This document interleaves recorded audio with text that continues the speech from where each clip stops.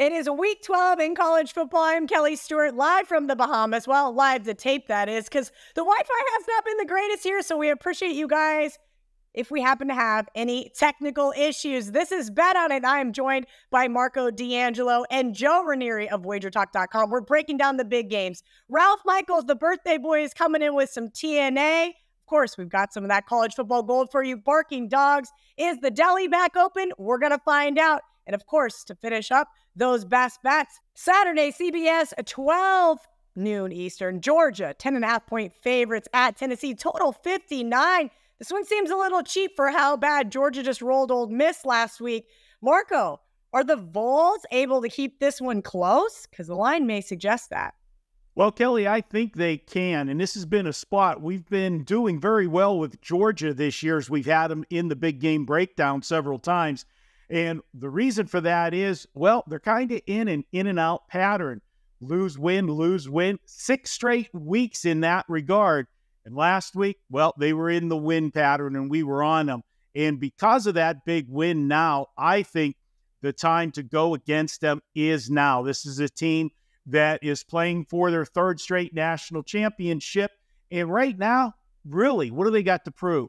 They're in there. They've got their ranking. Just get in, get out with a win. They've got one more game on deck after this, their annual rivalry with Georgia Tech. I think Tennessee, after being embarrassed last week by Missouri, they've got nothing to lose at home. They can take chances in this one. This is their Super Bowl, and I'm grabbing them plus the points. And yeah, this line does look a little inviting, like they're tempting you to take Georgia. I'm not falling for it. I'm going with Tennessee plus the points. Georgia escapes, but this one's going to be closer than people think. I've got Georgia 31-27. Let's grab the points for my big game breakdown.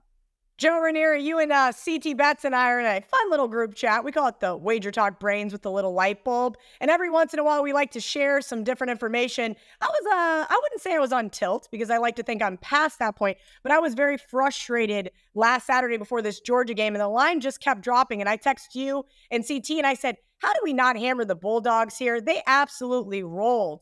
But this one has my brain kind of in a pretzel. I don't understand how Tennessee is only catching 10.5 at home. Well, Cal, I'll tell you this. I do think that that Marco is got a point here when it comes to this line. It does feel pretty inviting to Georgia, but I'm kind of curious as to which Tennessee team offensively shows up here, because we've seen them drop at least 40 points or more on, 4 out of 9 games so far this year.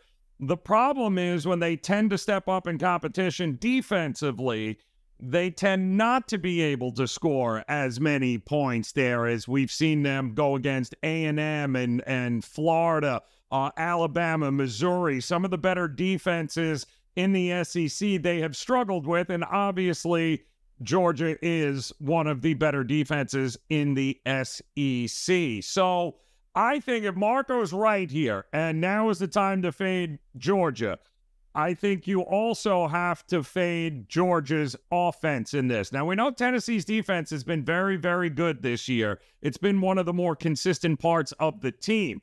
If Tennessee is going to keep this game within the number, then this thing has got to stay under the 59.5, because I do not believe Tennessee is currently constructed. And don't forget, this is a Georgia team that beat a better Tennessee Vols team last year by more than 2 touchdowns. So I do think if Tennessee's defense shows up and the offense can get to the 24-28 mark, then I think they got a chance not only to keep this thing under the number, but I think they also have an opportunity maybe to win this thing outright altogether. Any which way you cut it, if you're back in Tennessee, you need to be backing the under in this one, because the alternative is blowout central, and that means the Tennessee offense didn't show up again, and then we're probably looking at 40 points with Georgia alone. So any which way I'm looking at it, I'm backing the under in this matchup between Tennessee and Georgia. Saturday, ABC, 7:30 Eastern. Washington now a 2.5-point favorite at Oregon State. Total 63.5. Joe, I've got Washington in my college football wins pool. This team has been playing so well under Michael Penix Jr., but not well enough to cover the spread. I laid one with Oregon State early in the week. Are backers too late to join the Beaver bandwagon? Well, I don't think it's too late to get involved with Oregon State here, although I would have much rather kind of the pick 'em price you got there, Cal. But listen, there is no doubt that Washington deserves all the accolades they are getting between Penix Jr., the undefeated season. You know, you win the games that are in front of you. But this happens to be one that I think we all looked at the schedule and said, maybe this is what's going to determine whether or not Washington is going to be playing in the playoff and a chance for a national championship, because going to Corvallis and winning a game here is, I think, by far going to be the toughest test that Washington has had to this point. We know they can score offensively. We know they can win ugly, hence Arizona State, if you guys remember that game. But I'll tell you this, Oregon State, with that can of whoop-ass they opened up on Stanford last week, in Corvallis is a shining example of how they just elevate to a different level on their own home field. This is a true home field advantage here. Not saying Washington isn't good enough to be able to win this game, but you'd be very hard-pressed to convince me that this is going to be some sort of walk in the park for them. I ultimately think it is a field goal game, but there has to be stops by both defenses in order to be able to win this game. We know Oregon State's going to want to run the ball. That's what Mike Smith and company do there. They love to run the ball, and they're very good at it. The best defense against that Washington offense, keep Michael Penix Jr. ass on the sideline there and not on the field, and you're going to be just fine. We saw it work pretty good with Arizona State. Again, they won ugly, but that was a very low-scoring game. I don't think Oregon State wants to get into a shootout with Washington. Doesn't make any sense. I think they want to grind that defense. They want to sit there and grind the running game and keep that Washington defense out on the field as long as possible. So when I look at this game, while I don't think it's late to get in with Oregon State, I'm going to look at the under. It's starting to come down. It was 64.5. We're seeing 63.5s right now. And again, I think it's correlated. If you like Oregon State and you think they win this game outright, it's going to be under 63.5 points because the running game will eventually have taken over that Washington defense. So I'm looking at the under here at 63.5. Marco, this one just really perplexes me. 63.5, kind of a weird total. All the money coming in at Oregon State, which I didn't expect to see. What are your thoughts on this Pac-12 matchup? Well, Kelly, Washington remains undefeated, but it seems like the pressure is starting to mount on this undefeated season. And what I'm seeing from Washington, I'm getting the look of a team that's playing not to lose instead of playing to win. And that's a recipe for disaster. Not only when you're laying the points, obviously, but you let yourself be caught in a close game that one of these times you're not going to pull out. I look at this one, and I almost used Oregon State as the trap game this week because look at it. You've got an undefeated Washington team ranked 5th in the country. They're playing, yes, I realize Oregon State is ranked 11th and they're 8-2, but they're flying under the radar because all the talk for the Pac-12 is Washington and Oregon. They're an afterthought. They're the third wheel in this race. And prior to Utah losing last week, they were behind the discussion of Utah a lot. I think Oregon State is laying in the weeds, ready to pounce on this team.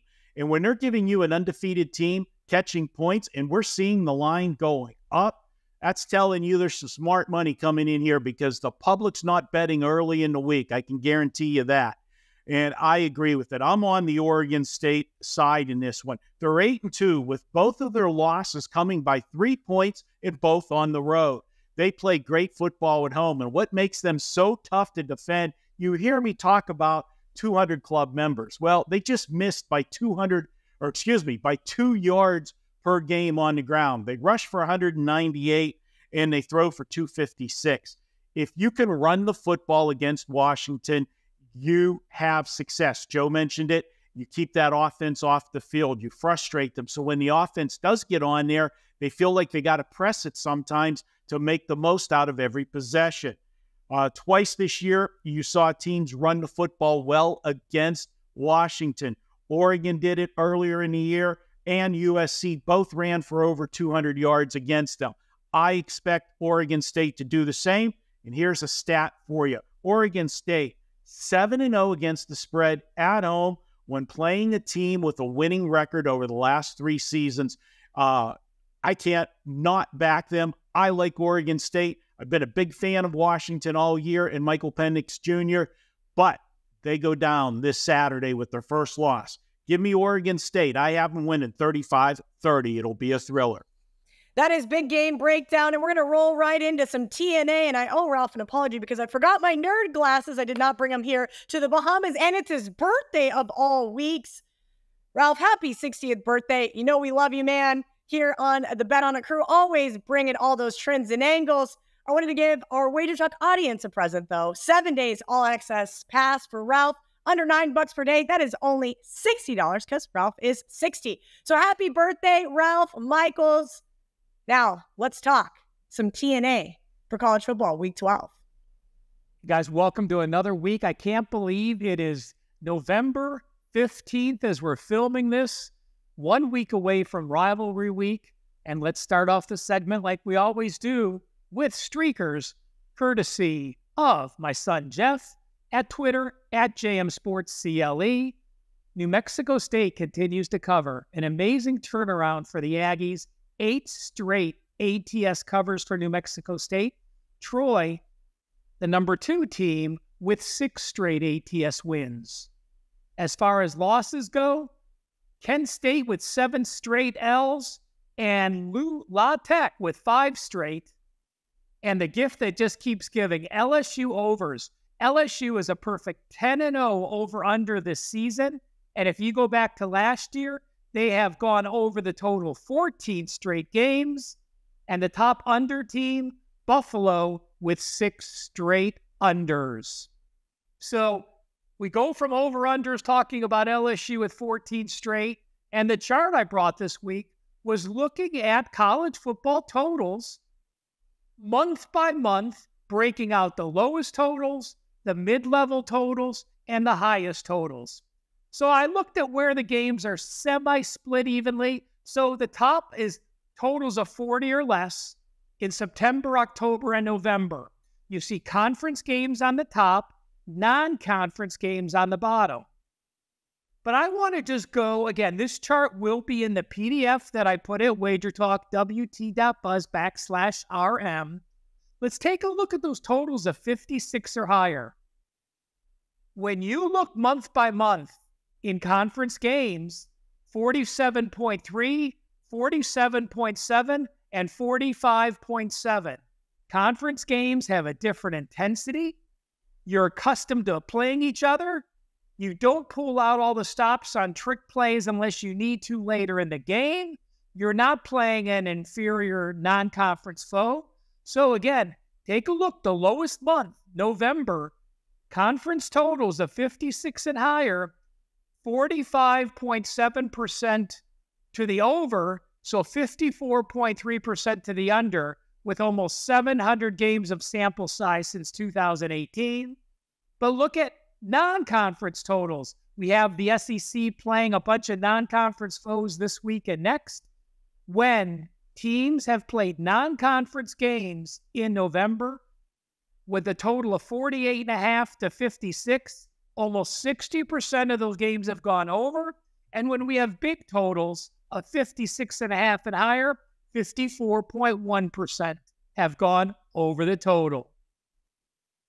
Well, I have 4 systems I want to share with you. Before I do want to give a shout out to the crew at Wager Talk. It is my birthday this weekend. Yes, I am turning 60.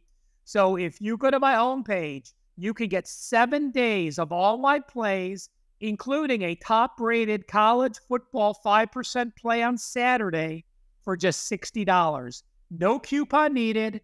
Just head to wt.buzz/RM.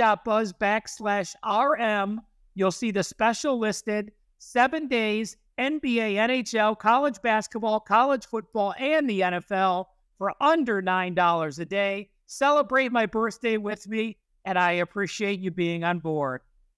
So, system number one. How does a college football team do with at least 5 straight losses and they're a home favorite? Hasn't happened often, only 110 times since 2011. So Washington State this week against Colorado has lost 5 or more straight games, and they're a home favorite. Obviously, if you're a home favorite and lost 5 straight games, you're playing a poor team. Well, since 2011, those teams like Washington State have covered 59.5%. So if you think you're going to fade a bad team because they're losing, if you're a favorite and you're a bad team, you're still the better team, and it says to back that team like Washington State.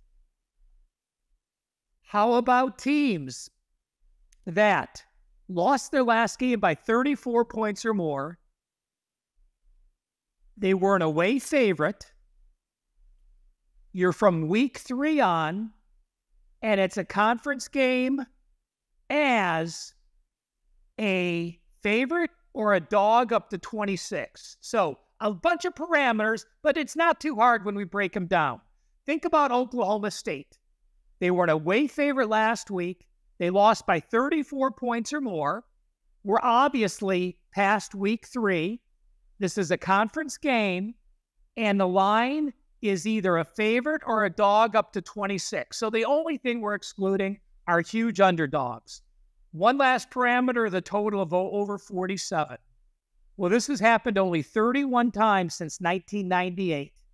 And the team, like Oklahoma State, has gone 26-5, 83.9 against the spread. So a team that was embarrassed as the better team, now playing a conference game. Again, Oklahoma State, 83.9% situation. System number 3. Washington is an undefeated top 10 team, yet they're an away dog. It shows you that Vegas knows much more than the AP ranks or the college football polls, who, if you're undefeated, has you up there. So how does an away dog, a single-digit away dog, do if they have 7 or more wins and 0 losses, and the opponent win percentage is at least 50%, and they have more than 1 loss? So Washington, away dog, yes. Wins 7 or more, yes. Washington losses 0, correct. Oregon State is a winning team. Oregon State has at least 1 loss. Those teams like Washington have covered only 26.5%. Pressure builds later on the season on those undefeated teams. And again, they're a dog for a reason. Fourth and final system. You have a total of 62.5 or less. Your team scored 10 points or less in back-to-back games. The team is at home, and they are either a dog or a favorite up to 17. So Mississippi State is the team we're looking at. Yes, the line parameters fit. Yes, the total parameters fit. Yet Mississippi State has scored 10 points or less in back-to-back games. Those low-scoring teams have hit just 37% against the spread, 57 and 97 ATS since 2013. So system 1, play on Washington State, teams that lost 5 or more in a row and a home favorite. System 2, play on Oklahoma State, a team that was embarrassed as a home favorite. System 3, fade those undefeated single-digit away dogs late in the season. And system 4, fade that team that scored 10 points or less back-to-back game. Fade Mississippi State. Appreciate it again and again. Check out Ralph for his 7-day all-access birthday package, just $60. All right, thank you to Ralph, as always, for bringing us that TNAA. Don't forget, you can get Ralph's all-access weekly pass for just $60 now at wagertalk.com. We're going to pivot, bring back in Marco and Joe, some of those barking dogs. Marco's bringing the heat for this week's barking dog, but Joe's still got a bigger one. Marco, I hate to disappoint you, but don't disappoint our audience. Who do you like for a chance to win outright this week? All right, guys, for my barking dog this week, we're going to take a look at Syracuse at Georgia Tech. Now, the knee-jerk reaction here is to grab Georgia Tech at home, as they need just one win to become bowl eligible. And considering they've got Georgia up next week, they better get that win this week. And that's the way the public will run to this game. Problem is, Syracuse needs just one win also. They're also sitting at 5-5. And when I see two teams at 5-5, I like to take the dog in that matchup. You know you're going to get a big effort out of both teams. Offensively, yeah, Georgia Tech, no question, they are the better team. But when you look at these two teams defensively, it's not even close. Syracuse is ranked 37th, while Georgia Tech is ranked 118th at yards per play allowed. You know me, guys. I always say, give me the better defense, getting points, and I'm going to be there. Syracuse, they did have a 5-game losing streak, but they broke it last week. Yeah, I know it was against the garbage Pitt team. Yeah, I'm trashing my own hometown team, but it is what it is. Pitt's not a good football team. But the fact that they got the win, just like in horse racing, sometimes you need to drop a horse down in class to get the win and regain your confidence. And I feel that's what happened last week with Syracuse, and they're going to parlay that this week with win number 6. I'm taking Syracuse plus the 6.5 to win this one outright, 27-24. Hey, Joe, I'm sporting 6.5. Is yours bigger this week? Well, Mark, your 6.5 is cute. Unless mine continues to shrink, it's still going to be bigger. And that's exactly what's been happening with this line of App State, where we were talking about this, got to play it at 11.5. But wouldn't you know it, here today, as of taping, it's down to 9 already. And that's kind of what we're looking at right now. The market thinks maybe JMU, James Madison, might have been a little bit overvalued with this opening number of 12. And I agree. Listen, they got a lot of things going on at James Madison right now. They are petitioning. They've already petitioned, in fact, the NCAA to try to make themselves eligible for a possibility of a New Year's Eve 6 bowl there, where they could play not only for the Sun Belt Championship, but really get a monster payday in a bowl game. They have not answered them back yet, but they still have App State in front of them, and I believe they got Georgia State next week, in fact, that they'll be finishing off the regular season.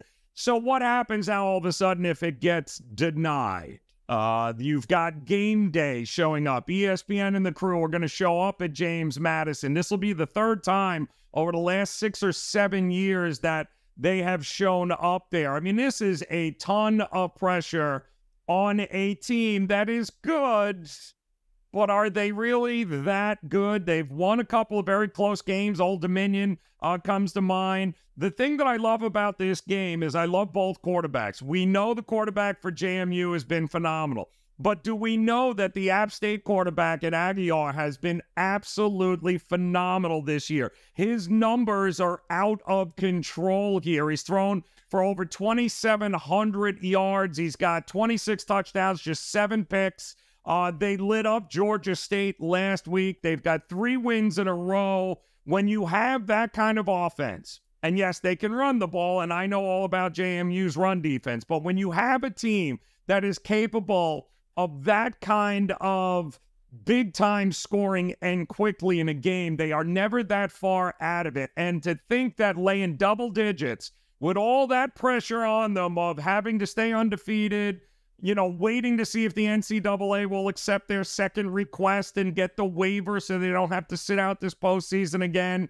There's a lot going on with JMU. We have cashed tickets this year backing them, but I think this is just too much. You've got a fired-up App State team who's playing its best football right now. Not only do I think they stay within this number and what could be the shootout of the weekend, yeah, I think there's a good chance they might even pull the outright upset. So I'll take the 9, and the way the market is rolling here, we got shrinkage happening, Marco, and it might get a little bit less than this when it's all said and done. You know, whenever my stomach starts growling on this show, I know that it's time for the sandwich game of the week. Absolutely. Got a big tasty sandwich for you. And we are going to take a look at a spot here. We've got Kentucky and South Carolina. And you know what? Kentucky is in a horrible sandwich spot. They're coming off playing Alabama last week. Now, Kentucky already bowl eligible, sitting here in this one at 6-4. So they don't need that 6th game to become bowl eligible. They already have. And coming off the Alabama game, even though they got smacked around, they're going to be looking ahead to next week. Why? Well, because it's their annual rivalry with their in-state big brother, Louisville, little brother, whichever way you want to look at it. I'm sure whoever you ask will tell you who the big brother is in this one. But they are looking ahead to that Louisville game. Now, for South Carolina, they're sitting at 4-6. They need to win their last 2 games to become bowl eligible. Well, they got to get the first one first, and that's going to happen on Saturday. Spencer Radcliffe finally is waking up. He's had 2 big games in a row, back-to-back, throwing for over 300 yards, and I think he can do it again here. Kentucky has not been great defensively, and as I said, with that sandwich spot that we have, this is a great spot for South Carolina in a just-pick-the-winner situation. Offensively and defensively, these 2 teams are pretty close number-wise. I'm going to go with the tiebreaker, and a tiebreaker is a horrible scheduling spot for Kentucky and a must-win need for South Carolina. Give me the Gamecocks, and it is our sandwich special. We're going to take South Carolina to win this one 31-24 as the sandwich game of the week. It's time for the man who loves to fade himself, Joe Raineri. Who's this week's Joe Public? As I look to fade the public, running to the window to back PJ Fleck and Minnesota this week. Where? Well, they're heading to Columbus. And oh, wait a minute, Marco. What is that team again that Ohio State has to play next week? If I can only... Oh, yeah, Michigan on tap there. So, of course, everybody thinks this could very well be the spot where Ohio State might look ahead a little bit here, maybe not be that focused on Minnesota. So I understand the nearly 75-76% of the tickets right now on Minnesota. But you know what? I'm not buying it here. I think Ohio State is going to absolutely run over this Minnesota team.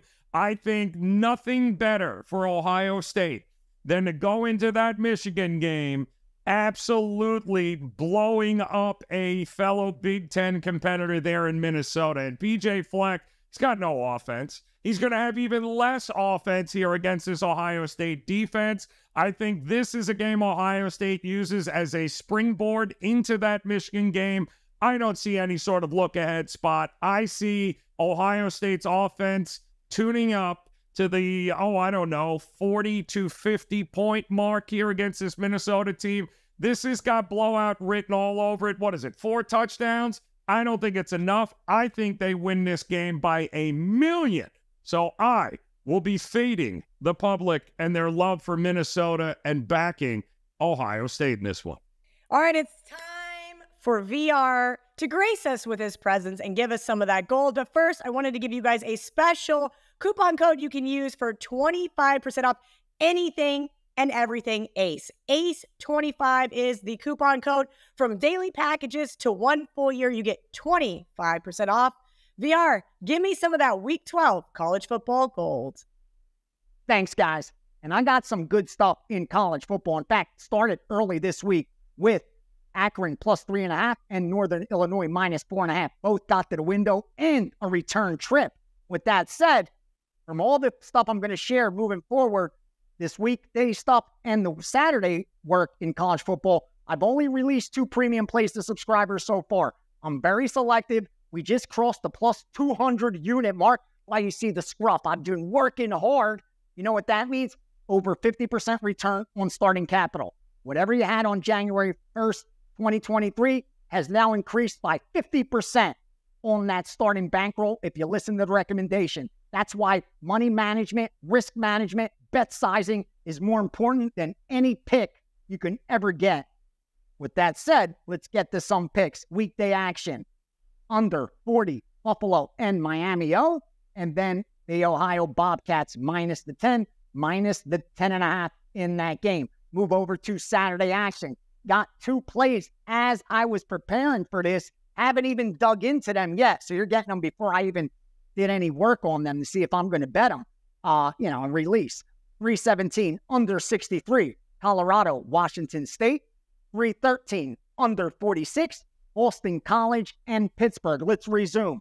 Navy, minus the 2.5. Appalachian State, plus the 9, plus the 8.5. Cincinnati, West Virginia, over 55, over 55.5. Move down to Troy, minus the 16, minus the 16.5 on the Troy side. And then we go to Notre Dame, minus 24.5, multiple groups, and minus 25 on the Fighting Irish. UCF, that's right, Central Florida coming off a big win, getting bet again at plus 3. Key number, keep that in mind. Same with Utah State, another key number at plus 3. Again, and then Missouri over Florida, minus 11 in that one, laying double digits. Move over to Oregon State on the money line. Oregon State minus 1, Oregon State minus 1. And then another total for you, Texas, Iowa State under 48. And finally, last game on the board, the bailout special, San Jose minus 14, San Jose minus 14.5. There you have it for college football, whether you follow or fade. I just hope you cash them, don't trash them, make some money this weekend, and do some damage. Shout out to Ace for giving us all of his gold here on Bet On It every single week. College football edition. That coupon code again is ACE25. You get 25% off any and everything Ace. We're going to roll right into it because it's almost that time here in the Bahamas, little happy hour. And boy, am I going to be happy on Saturday night, late night special. And I'm going to quote Joe Raineri here. If it ain't broke, don't fix it. And that's right. I'm betting against the Texas Longhorns once again. I'm sorry. It's nothing personal, Longhorns fans, but Steve Sarkisian doesn't come out in the second half. Somehow, we got that TCU cover after it looked abysmal in the first half. Oh, what happened the week before? Same thing. This team does not play 4 quarters, and now without one of their best running backs in Brooks, unfortunately, he tore his ACL and is out for the season. Iowa State has one of the best rushing defenses in the last 4 games, just 111 yards. Look, Matt Campbell, while this team has not been great, 11-5-1 against the spread as a home dog. I think they might even be able to pull out the outright upset. Maybe that's just the Wildcat heart in me cheering for that so K-State can go back to the Big 12 championship game. But 7.5 points is entirely too many. As a kid who grew up going to Ames, Iowa, they have ruined my birthday weekend more times than I can count. Iowa State, whether they're a 3-win team, a 6-win team, it doesn't matter. That home field advantage late night in Ames is absolutely brutal. Fading Texas once again. Give me the 7.5 with Iowa State. And of course, sprinkle a little bit on that money line. Marco, who is your best bet for this week in college football? All right, before we get to that college best bet, I want to tell you what I've got going this week. Guys, you've been watching the show all year. All of us have been crushing it with the best bets. Yours truly, we're going for 11 in a row this week. 10-1 on the show with our college best bets. And if you like the way I've been crushing it with the college football this year, I've got a deal for you guys this week. You can make the run to the championship. I'll give you every college football play I make from now through the national championship game, all for $175. The price is $299, but I'm giving it to you guys this week only for $175. And yes, that will include all college football 5% major wager plays. Head over to wagertalk.com right now. Go to my homepage, and you'll see the special there, just $175. All right, guys, enough about the promotion. You know what we've been doing on the show. We've all been killing it with the best bets. A 3-0 sweep for the team last week. And now let's see if I can make it 11 in a row. We're going to go to Wyoming this week for the play. And guys, we're looking at Wyoming. Hawaii is coming off one of the, if not the biggest upset of the college football season. Why? They were a 20-point underdog last week and beat Air Force. Could it be Hawaii caught Air Force looking ahead to their big showdown with the upstart UNLV running Rebels? That's possible. Could it have been Air Force just shooting themselves in the foot with 4 turnovers? Very uncharacteristic of an Air Force team. And when you're a running team and you give away 4 possessions in any game, that's not going to be good. But when you rely on the run and you give away 4 possessions, that is going to hurt you, and it hurt them last week. Hawaii took advantage of it. Last week, Wyoming laid an egg. They were in Vegas partying Sin City. Why were they partying? Well, they were coming off beating their arch rival Colorado State the week before.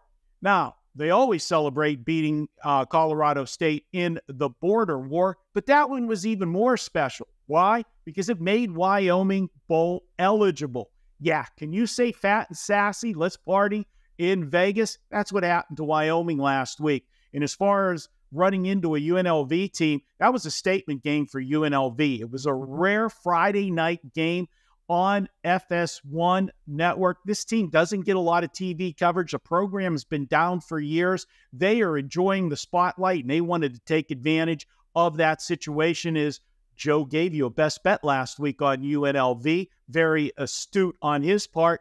It was the perfect storm for UNLV last week. Now Wyoming returns home.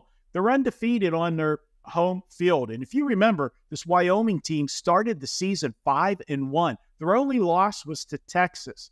This is a team that's played a tough schedule. Their season kind of got derailed when they lost to Air Force and then Boise State on back-to-back weeks. You know the old saying, lose a big game, lose the same game twice. That's what happened to them. But it's their final home game. They're catching Hawaii off of a big win. And if you're Hawaii and you're traveling to Wyoming in late November, yeah, good luck with that. I'm going to go with Wyoming. I am going to lay it here. And if you look at Hawaii on the road, well, they've allowed 35 to Vandy, 55 to Oregon, 44 to UNLV, and 42 to New Mexico. Wyoming rolls 41-17 as we try to make it 11 straight college best bets. These have been so good, guys. I just don't know what to tell you. We need a little more love in the comment section. YouTube rewards us for your love or even hate, so whichever you prefer. Last but not least, Joe Raineri, your best bet for this week in college football. All right, Cal. Well, again, another sweep last week here on the show in Best Bets, and we also did pretty good with our dogs last week, and my dog last week happened to be Charlotte, who was at home taking on a Memphis team that I had told you last week. It's very hard to look at Memphis and think that they can win a game, much less cover a game, when they do nothing but give up over 500 yards a game in offense. Now, Memphis had to empty the tanks in order to win that game against Charlotte in overtime. It took them until overtime to be able to get it done here. I don't think they have a whole lot left. Now they've got their arch nemesis here, SMU, who is number 1 offensively in the American Athletic Conference, number 1 defensively in the American Athletic Conference. And now they're going to come to town to Memphis's place. And by the way, Memphis used to be really good at home. They're not really good at home anymore. In fact, in this spot, 0-4-1 against the number the last few times that they have actually been a dog at home. It has not worked out well for them. And guess what?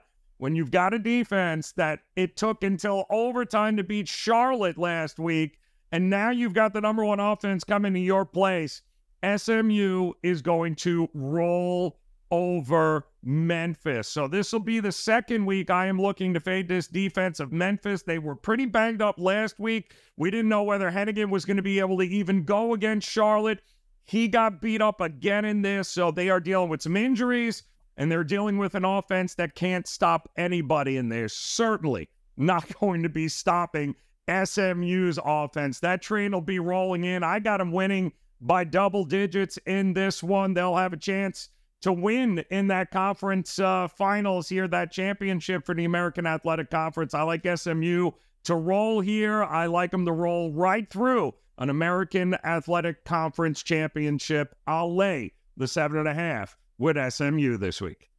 Let's keep these best bets rolling, boys and girls. The Bet on It train has been profitable, so we appreciate if you'd like, subscribe, comment here on the Wager Talk YouTube channel. Let's get that recap graphic up from our producer so you guys don't miss a single play from us.